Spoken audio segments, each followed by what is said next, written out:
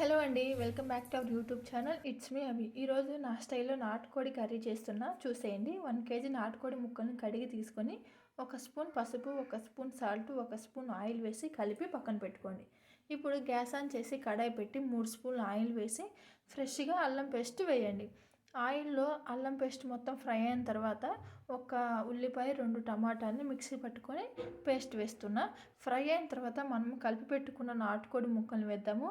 తర్వాత రుచికి సరిపడ సాల్ట్, కొంచెం పసుపు, ఎందుకంటే మనం ముక్కల్ని కలిపేటప్పుడు పసుపు సాల్ట్ వేసాం కాబట్టి కొంచెం చూసుకొని వేసుకోండి.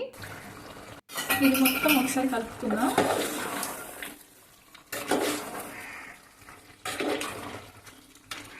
చికెన్లో ఉన్న వాటర్ అంతా బయటకు వచ్చిందాక కొద్దిసేపు ఒక 10 మినిట్స్ ఉడకనిద్దాం. చికెన్ ఈ విధంగా 50% ఉడకాలి.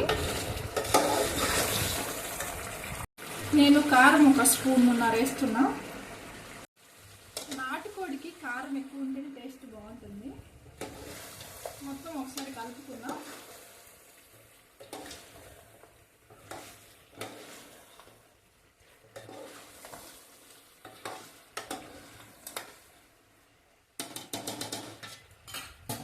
మూత పెట్టి ఒక 5 మగ్గింది. ఎక్కువ మంది కారం వేయంగానే వాటర్ పోస్తారు, అలా పోయొద్దు, టేస్ట్ మొత్తం మారిపోద్ది. కారం వేసిన తర్వాత ఒక 5 నిమిషాలు మగ్గనివ్వాలి, తర్వాత వాటర్ పోసుకోవాలి. కేజీ నాటుకోడికి 1 గ్లాస్ వాటర్ పోస్తున్నా, ఎందుకంటే నాకు ముందే ఒక 50% చికెన్ ఉడికిపోయింది కాబట్టి 1 గ్లాస్ వాటర్ అయితే నాకు సరిపోతుంది. మీరు ముందే ఉడకనియకపోతే ముక్కలు ఎక్కువ వాటర్ పడుతుంది, ఎక్కువ వాటర్ పోస్తే టేస్ట్ కూడా మారిపోతుంది. 1 గ్లాస్ వాటర్ పోసుకోండి. మసాలా పొడిలోకి 1 స్పూన్ ధనియాలు, కొబ్బరి, జీడిపప్పు, చెక్క ఫ్రై అయిన తర్వాత మిక్సీ పట్టుకోండి. చికెన్ 99% ఉడికిపోయింది. ఇప్పుడు మనం ముందుగా తయారు చేసి పెట్టుకున్న గరం మసాలా ఇది వేసి సరిపోతుంది. ఇంకెలాంటి మసాలాలు ఇంకెలాంటి వేయాల్సిన అవసరం లేదు. ఇది ఒక్కటైతే టేస్ట్ మస్తు ఉంటుంది.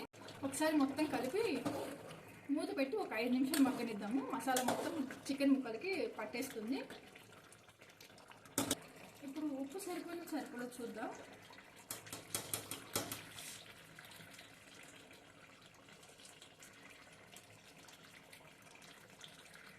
నాకైతే సరిపోయింది మొత్తం.